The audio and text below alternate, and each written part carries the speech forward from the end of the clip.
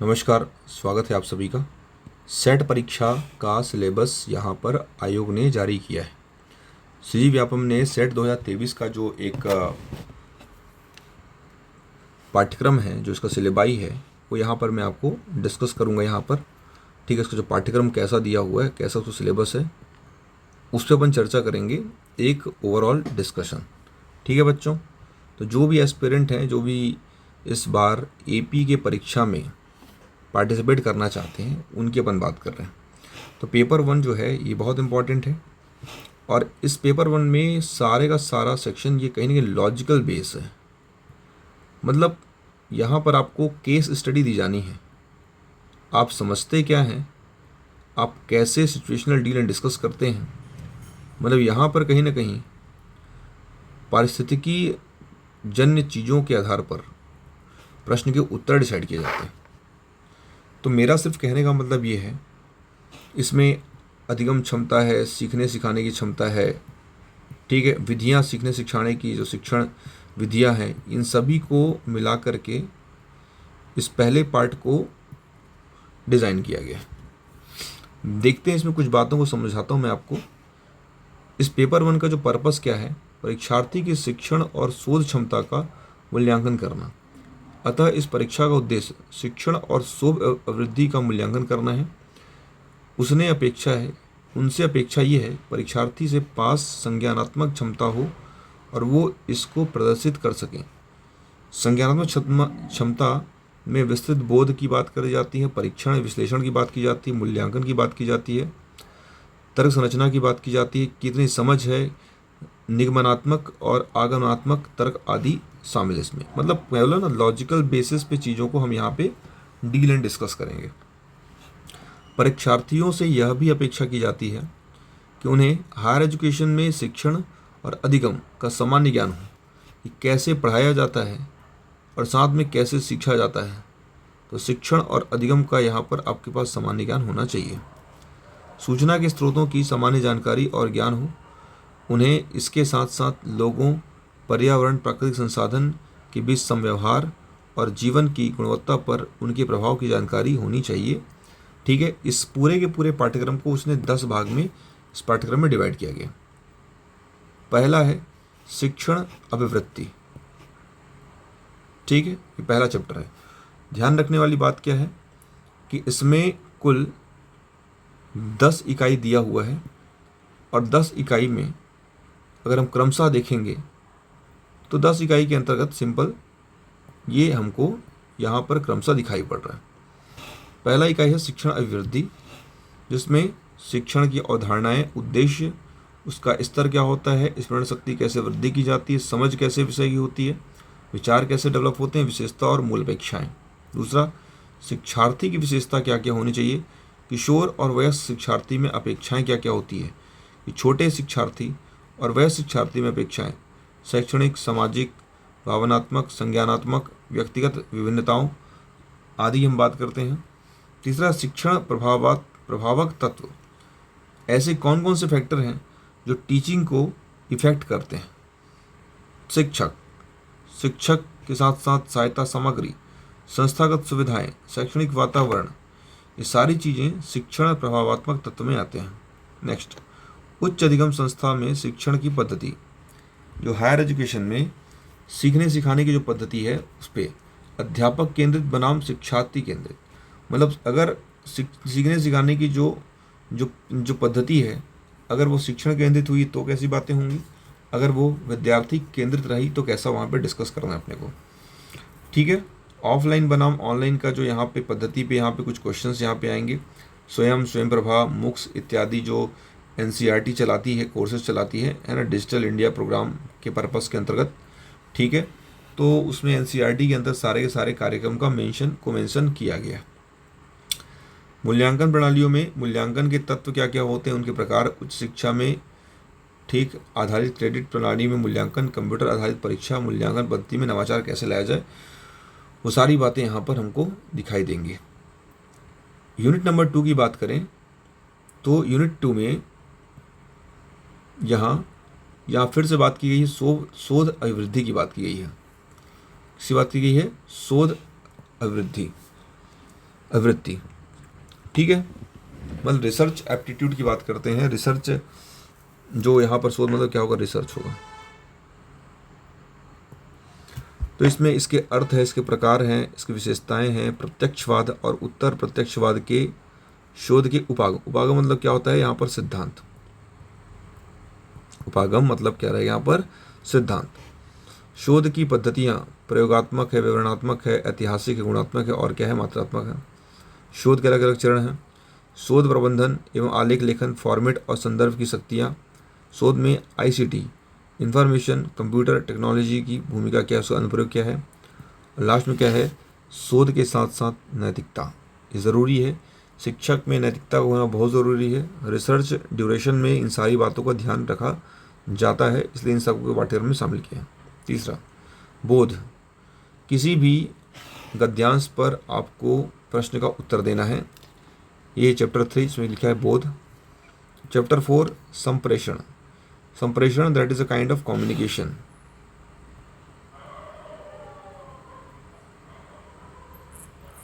ठीक है, संप्रेषण का अर्थ क्या होता है, प्रकार क्या होता है, ठीक है, अभिलक्षण क्या होते हैं, प्रभावी संप्रेषण कैसे होता है कि भाई कैसे सेंडर और कैसे रिसीवर दोनों के मध्य जो भी माध्यम वो एकदम सुस्पष्ट होना चाहिए।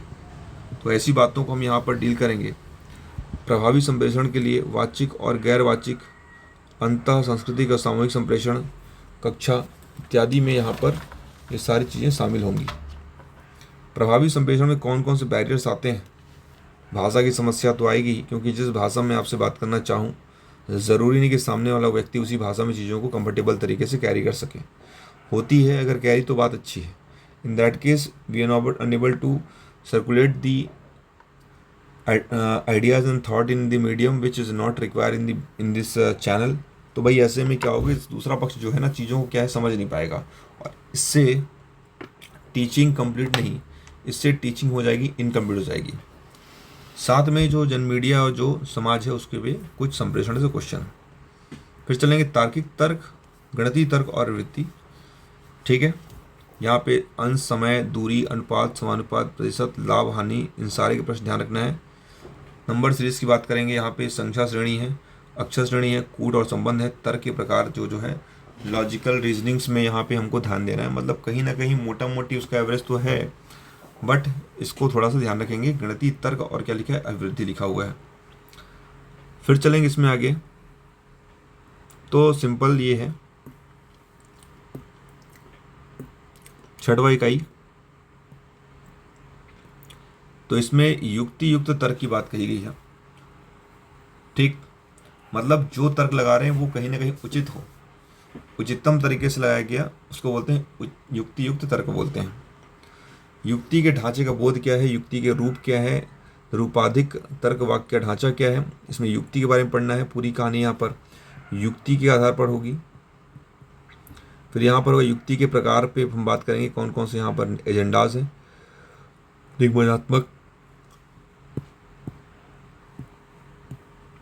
तो युक्ति युक्त तर्क के अंतर्गत जो है युक्ति के प्रकार में निगमनात्मक और आगमनात्मक युक्ति का मूल्यांकन करना है और विशिष्टीकरण करना है। साथ में उसके कुछ सिमिलैरिटीज़ हैं, कुछ अनुरूपताएं हैं, उस पर चर्चा करनी है। वेन डायग्राम की बात करेंगे, तो वेन डायग्राम, वेन का आरेख तर्क की वैधता सुनिश्चित करने के लिए वेन डायग्राम का इस्तेमाल यहाँ पे करना है। ठीक है, भारतीय तर्कशास्त्र ज्ञान के साधन, प्रायः हम बात करते हैं दर्शन की बात करते हैं, और उसके अलावा यहाँ पर प्रमाण भी लिखा हुआ है। प्रत्येक दर्शन में तो नहीं, बट कुछ दर्शन जो कि एक प्रकार से जो जिन्होंने मूलतः योगदान दिया, किस प्रकार से हम, ठीक है, कि जो ये दर्शन शास्त्र से हम चीज़ों को जोड़ सकते हैं। प्रमाण प्रत्यक्ष होते हैं, अनुमान होते हैं, उपमान होते हैं, ये दर्शन के अंतर्गत कहीं ना कहीं ये बात आपको यहाँ पे समझ आएगी। ठीक है, फिलॉसफी जब पढ़ेंगे साथ में इस टॉपिक भी कहीं ना कहीं मेंशन किया जाएगा। आंकड़ों की संख्या की बात करते हैं, आंकड़ों का स्रोत क्या है, प्राप्ति क्या, वर्गीकरण है, गुणात्मक और मात्रात्मक आंकड़े। विवरण वाली बात करें, विवरण है ना, आदि सैकड़ों का विवरण मानचित्र से होता है, सब जानते हैं कैसे, है ना। तो यहाँ पर ये सिलेबस आंकड़ों की संख्या को इस प्रकार से डील करना, आंकड़े की व्याख्या और आंकड़े व सुशासन। फिर यहाँ पर हमको मिलेगा आईसीटी। ठीक है, तो उसमें उसने यहाँ पर ध्यान रखना है अपने को कि कि जो सूचना है,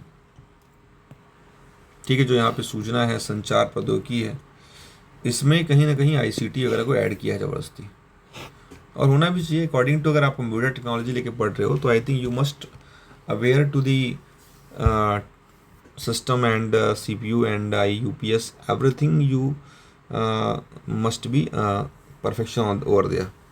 सूचना और संचार प्रौद्योगिकी आईसीटी की बात करते हैं। पहला आईसीटी सामान्य संक्षिप्तियाँ और पैराग्राम, ठीक है, इस पर ज़्यादा ध्यान देती हैं। इंटरनेट, इंट्रानेट, ईमेल, श्रव्य, दृश्य, कॉन्फ्रेंसिंग की मूलभूत बातें। उच्च शिक्षा में डिजिटल पहलें क्या क्या अपन कर सकते हैं, जैसे कि सगुन पोर्टल है, स्वयं प्रभा है, ठीक है, वो सब चीज़ें जो है ये आती हैं बाद में। फिर यहाँ पे सूचना और संचार प्रौद्योगिकी, आईसीटी की बात की हमने यहाँ पर, तो इंफॉर्मेशन टेक्नोलॉजी रहेगा, सारा कुछ यहाँ पर ध्यान रखना है ना। फिर चलें तो आगे लास्ट यहाँ पर बनेगा, तो उसको अपन बोलेंगे कि यहाँ पर लिखा है लोक विकास और पर्यावरण।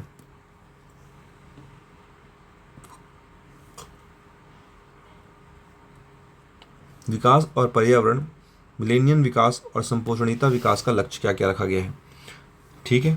पहली बात तो ये संपोषणीयता क्या होता है, मिलेनियम विकास होता है, सब बढ़ के रखे रहिए, काम आएगा, इसका लक्ष्य क्या है। दूसरा, मानव और पर्यावरण से व्यवहार, जाति क्रियात्मकता और पर्यावरण पर इसके प्रभाव, है ना, ये सब चीज़ों को ध्यान रखना। पर्यावरण मुद्दे अभी चल ही रहा है, कहीं ना कहीं हसदेव अरण्य का मामला है, कुछ दिन पहले कहीं और अरण्य का मामला था, बस्तर से छोड़ के उनको जाना पड़ा, नक्सलिज्म हावी हो चुका था, ये सारी चीज़ें यहाँ पर आएंगी, ठीक है। मानव स्वास्थ्य और प्रदूषकों का प्रभाव, प्राकृतिक और ऊर्जा के स्रोत, नदी, सौर ऊर्जा आदि सभी का अवेलेबिलिटी यहाँ पर होना चाहिए।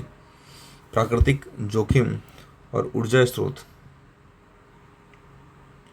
ठीक है, तो यहाँ प्राकृतिक ऊर्जा के स्रोत में सौर ऊर्जा, जो कि देखो अभी हाल फिलहाल में एक रिपोर्ट आई इसमें कि सौर ऊर्जा के मामले में भारत जो है पूरे इंडिया में इससे तीसरे स्थान पे आ। सौर ऊर्जा उत्पादन में भारत जो है वर्ल्ड में कौन से स्थान में है, तीसरे स्थान में है, ठीक है। प्राकृतिक ऊर्जा के स्रोत है, ये सब उसी में आता है।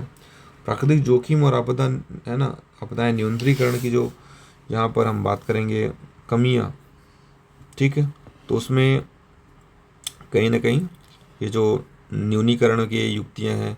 फिर 1986 का इन्वायरमेंटल प्रोटेक्शन एक्ट, जिसे कहते हैं भारतीय संरक्षण अधिनियम 1986, जलवायु परिवर्तन संबंधित राष्ट्रीय कार्य योजना, अंतर्राष्ट्रीय वहाँ पे रहना चाहिए ना, तो यहाँ पर क्योटो प्रोटोकॉल, पेरिस समझौता, सब उसी में आता है, कहीं ना कहीं जब पढ़ेंगे अलग से तो आपको मालूम पड़ेगा क्या क्योटो है, क्या पेरिस है, क्या फिर आपका आईची एक्ट है, क्या यहाँ पे नागोया प्रोटोकॉल, मतलब ऐसे बहुत सारे ऑप्शंस यहाँ पे रहते हैं, ठीक है। उच्च शिक्षण प्रणाली की बात करें, उच्च अधिगम संस्थान और प्राचीन भारत में शिक्षा। दूसरा, आज़ादी के बाद भारत के उच्च अधिगम और शोध का अनुभव किया गया है, उद्भव हुआ है। भारत में प्राच्य, पुराने, पारंपरिक जो अभी हैं ट्रेडिशनल में, साथ में जो गैर पारंपरिक अधिगम कार्यक्रम यहाँ पर ठीक करेंगे। फिर मूल्य शिक्षा और पर्यावरण पर कुछ शिक्षा में मान विवाद वगैरह हुआ, संवाद हुआ, तो let's talk in next generation, ठीक है। नीतियाँ, सुशासन और राजनीति, और क्या रहेगा यहाँ पर, तिवाड़ी, ठीक है, तो यहाँ पर ये सब चीज़ ध्यान रखना है। प्रत्येक यूनिट से 2-2 अंकों के 5 प्रश्न तैयार किए जाएंगे। हर यूनिट से जितने 2-2 अंक बनेंगे उससे 5 प्रश्न बनेंगे। यदि दृष्टिवान व्यक्ति के लिए ग्राफ या चित्र वाले प्रश्न पत्र तैयार किए जाते हैं तो दृष्टिबाधित परीक्षार्थियों के लिए उतने ही अंक वाले प्रश्नों के अवतरण दिए गए इसमें, ठीक है। तो ये थोड़ा सा ब्रीफिंग है उसका, आप उसको पढ़ना, एक बार रीड करना मेरे साथ साथ, वो ज़रूरी है ज़्यादा।